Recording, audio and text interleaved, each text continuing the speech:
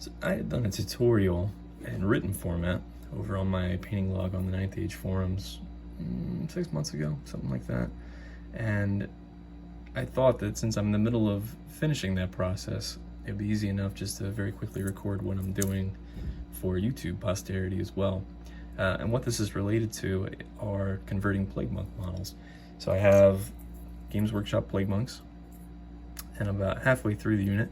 And what has always bothered me about these guys, and for those that aren't aware, these models came out, I mean, they're a step forward aesthetically from the old, I guess there was like 5th edition plastic sculpts that had the really ham-fisted hands, and the newer 7th edition plastic models that most people use that don't have older collections. These guys were kind of released in between that. I think it was sometime during 6th edition, and I think it was alongside the Rad Ogre models as part of, maybe it was when the Lizardmen came out, because I think it was part of like a Lustria thing. In any case, the thing that's always bothered me about these models is that the tail, the location of it sticking out in the back here, whether or not it's anatomically correct, it doesn't fit with the aesthetics of the current plastics. And because I think that really it should just be this part sticking out of the bottom of the robe. And the second thing that bothers me is that when you have these guys all ranked up, all of their hands are kind of robotic up and down like this. So there's just quick conversions that are easy enough for really anybody to do. And so, as I said, I thought I would demonstrate them here. So I've got a model. These all came to me pre-assembled, so I've been just taking them off the base, taking the arms off, and cleaning them up a little bit. But this is the same basic process if you're taking them off the sprue. And so all we're gonna do is, once you've cleaned the flash up, is we're gonna take some pliers and we're gonna remove the tail off the back of the robe. That's gonna be the first step. And I find pliers are best for this, and you don't have to be too neat. The only thing that really matters is the bottom part of the tail here, because this is what's gonna stick out of the bottom of the robe, and the rest of it's just pretty much gonna be scrap.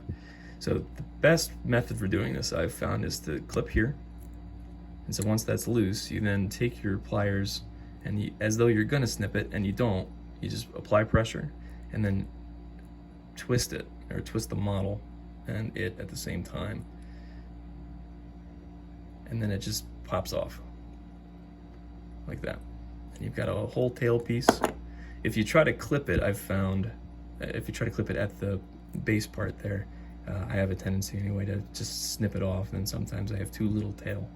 So yeah, clip the top part and then twist the bottom piece off. So I'll put that aside for a second. So now we just gotta clean up what we created here.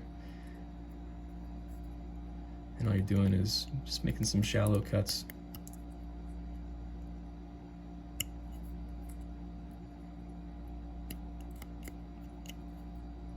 And if you have a filing tool, if you care about that kind of thing, you can come in after you've taken these bigger chunks out.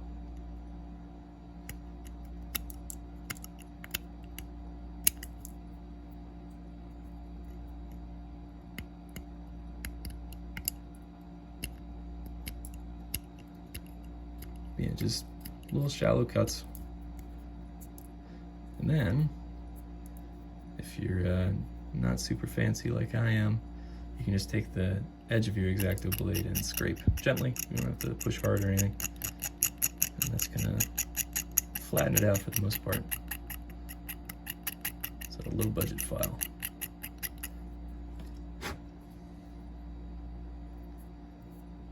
Yeah, it's good enough for government work anyway. So yeah, then once you've got all your flash off, that's pretty good. What you're then gonna do is you're gonna, well, I guess clean this part of the tail a little bit.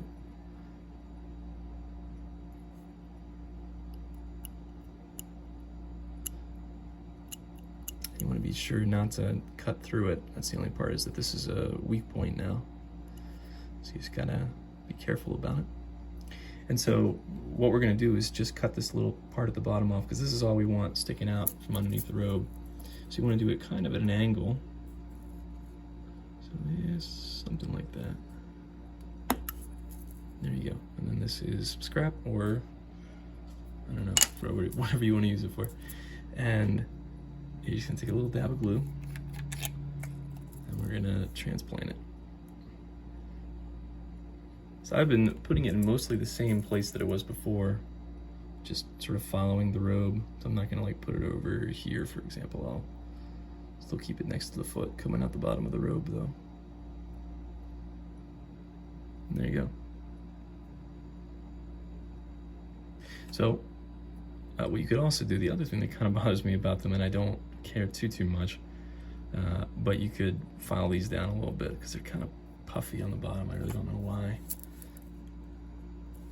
I think the Rat Ogre sculpts are a little bit that way too. It must have gone through the same tooling process. So we'll put them back on our base. I have a tendency to do that. I'll put a model together with just about everything except for the arms, and then I'll glue it on the base. Or if it's something I'm worried about ranking up, then I'll build the whole thing and glue it on the base last. So the cool thing about plastic sculpts is that once they're cleaned up,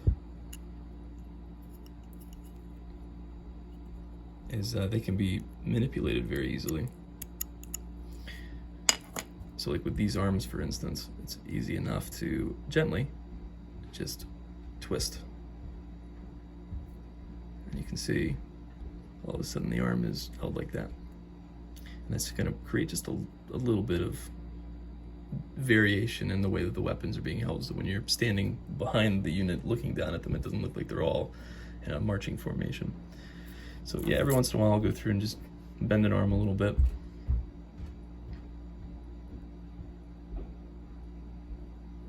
Yeah. Just like that. And you can get kind of extreme with how far you want the angle to be. If you do go further than just a little bit, I'd recommend you just do a dab of glue at the weak point. You see how the plastic turned white? It's because we're distressing the plastic, so it's weaker. So I'd recommend you just put a dab of glue there. So yeah, we'll throw the arms on.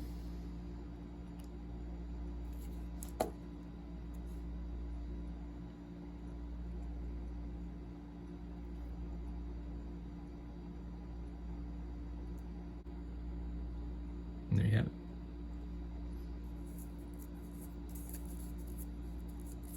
So, just a small variation that I think does a lot, especially as a unit, once everything is built, to help bring them more in line with the newer 7th edition Skaven plastics.